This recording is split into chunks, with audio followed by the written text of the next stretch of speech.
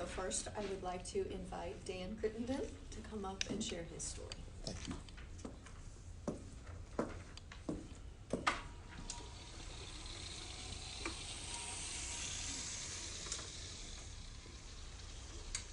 I actually wrote it down this time, so instead of talking off the top of my head, which probably in my case is a good thing, because whatever comes off the top of my head is sometimes kind of bizarre. Okay. First, I want to thank Jennifer and all the people involved with Jennifer for organizing these important town hall meetings. When you meet other victims of distracted drivers, you understand exactly how important it is to get behind the Hands-Free Alabama effort. Distracted drivers have affected more people than we probably know and will affect many more. We've heard these people talk about that it is difficult, if not impossible in some cases, to determine whether the cause of the accident was a distraction by whoever was involved in the accident. But in my case, I had an honest person who actually admitted to the state trooper that they were distracted. Now, they didn't get into details, but at least they admitted they were distracted. Distracted drivers have affected, the problem is an epidemic, and it must be stopped. On April 29, 2015, I was stopped at a red light on Highway 280 at the intersection of Highway 119.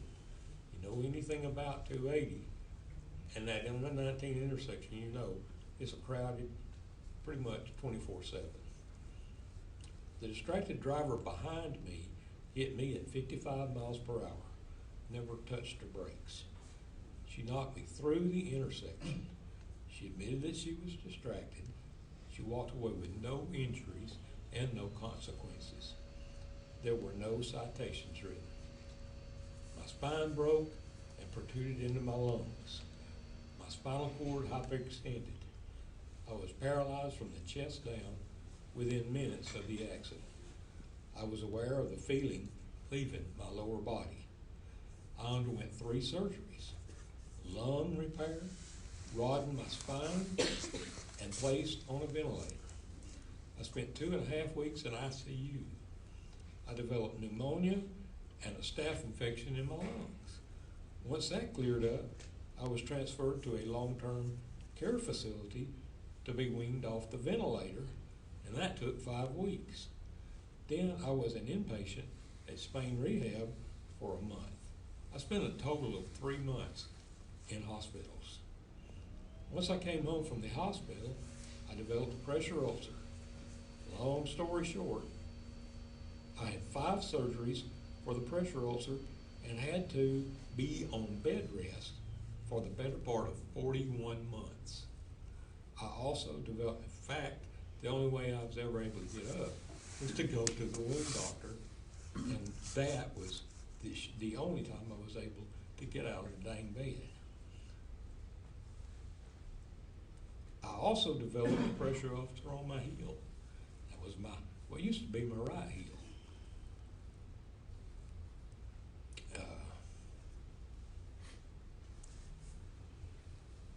That resulted in 3 surgeries and the amputation of my right leg.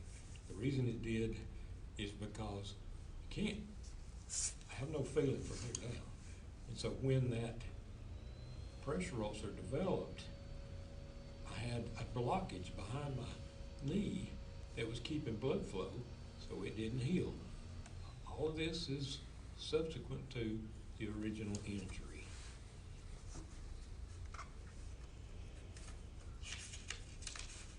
I spent a long time with surgeons and the wound doctor at Spain. By the way, just as an aside, Spain Rehab in Birmingham is an amazing place. UAB medicine in Birmingham is unbelievable. We are so fortunate to have a trauma center like that within a distance that's pretty easy for anybody in Alabama to access. The accident affected our entire family. My wife had to take unpaid family medical leave when I went home from the hospital. She also had to have a flexible work schedule even when she was able to go back.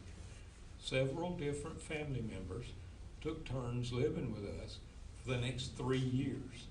Someone had to stay with me while my wife worked.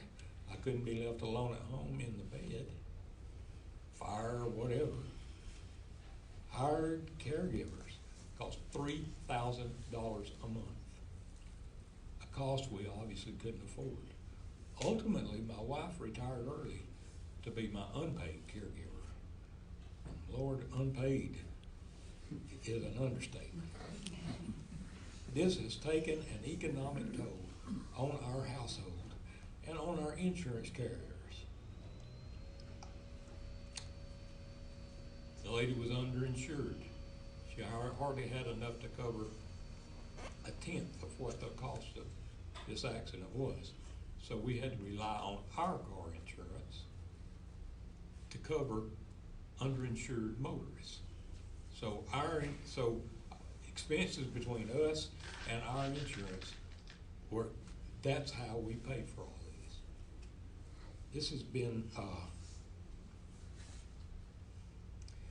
distracted driving accidents go so much farther than the initial accident, and resulting injuries or deaths. It breaks my heart to know of people who no longer have loved ones that they can live and be happy with because somebody was zoned out on a YouTube video. That's ridiculous. It affects families for years. If Hands-Free Alabama saves one family from going through this, it would be well worth it. Your family lives may be the ones that are saved.